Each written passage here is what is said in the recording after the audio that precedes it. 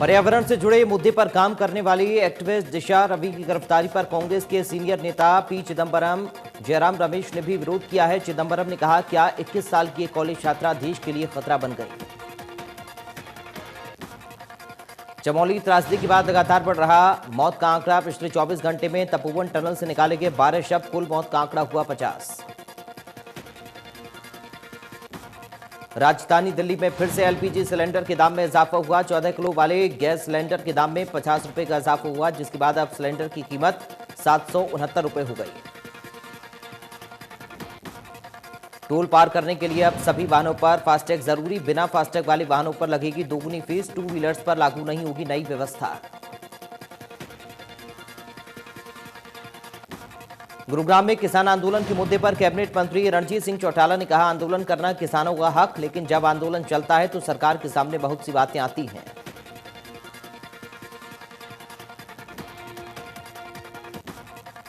पूर्व स्पीकर कुलदीप शर्मा ने भी जेपी दलाल के बयान की निंदा की। उन्होंने कहा, जेपी दलाल ने कृषि मंत्री होते हुए जो टिप्पणी की उससे किसानों का अपमान हुआ है।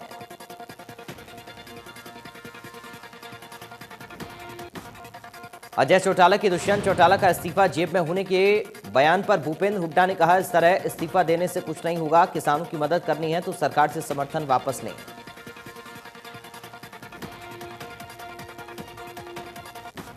हरियाणा के कृषि मंत्री जेपी दलाल के विवादित बयान को लेकर अंबाला के किसानों में भी आक्रोश नजर आया। कृषि मंत्री और सरकार के खिलाफ शंभू बॉर्डर कर धरने पर बैठे किसानों ने हल्ला बोला।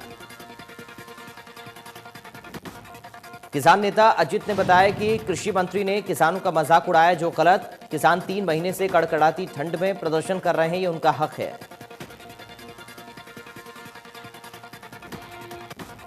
इंद्री में हुई किसान महापंचायत में राकेश टिकैत ने कहा कि मंच वही है और पंच भी वही है, सरकार गलतफहमी में ना रहे। उन्होंने आरोप लगाते हुए कहा कि सरकार तीनों कानूनों के जरिए मंडी को खत्म करना चाहती है।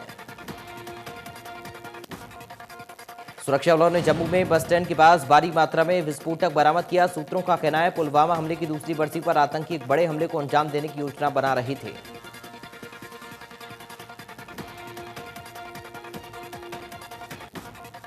पंचकुला में एक कार्यक्रम में स्पीकर ज्ञानचंद गुप्ता ने कहा, विधानसभा में भी महाराणा प्रताप की बहादुर कौम से वास्ता रखने वाले लोग हैं। साथ ही इस मौके पर 38 दलित परिवारों को घर दिलाने का काम भी किया गया।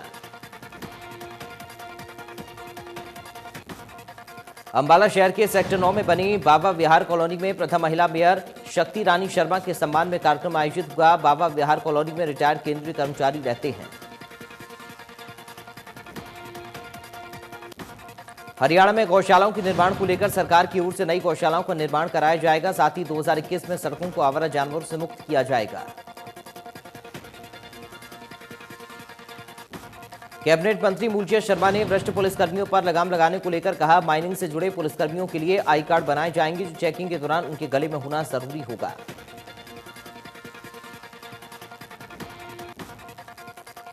उत्तर हरियाणा बिजली वितरण निगम के प्रबंध निर्देशक शशांक आनंद ने अधिकारियों कर्मचारियों को उपभोक्ताओं की समस्याओं के समाधान के निर्देश दिए। उन्होंने कहा, कर्मचारी उपभोक्ताओं के साथ विवाद ठीक रखें।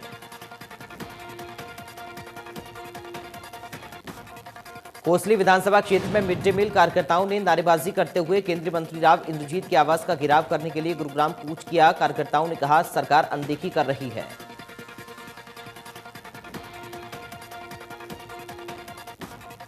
गांव सुरती में आपसी रंजिश के चलते 2 पक्षों में खूनी संघर्ष हुआ। एक पक्ष ने दूसरे पक्ष पर फायरिंग कर दी, जिसमें दूल्हे की मां को गोली लगी। दूल्हे की मां को रोहतक पीजीआई रेफर किया।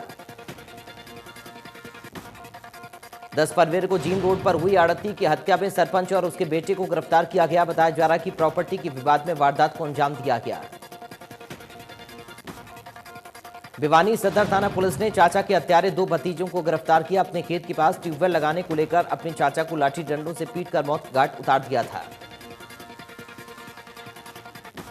करनाल के कबूलपुर खेड़ा गांव के पास एक सड़क हादसे में 3 युवकों की मौत हो गई। लोगों का ये कहना, तीनों शव खेत में पड़े थे, जिसके बाद पुलिस को सूचना दी गई।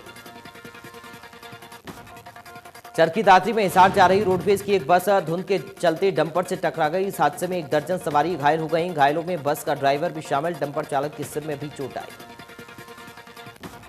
कैथल में दहेज के चलते विवाहिता ने आत्महत्या कर ली। बताया जा रहा है, शादी के बाद से ही विवाहिता को दहेज के लिए तंग किया जाता था। डबवाली के कालुआना में 2 महीने पहले हुई गौ सेवादार की हत्या के मामले में पुलिस को अब तक कोई सुराग नहीं मिला। गौशाला में 65 साल के सेवादार की रॉड से हमला कर हत्या की गई थी। निगम के प्रबंध निदेशक शशांक आनंद ने दावा किया कि आज से 4-5 साल पहले बिजली निगम नुकसान में था, लेकिन अभी निगम भारत के पहले 10 लाभ वाले स्थानों में आ गया है।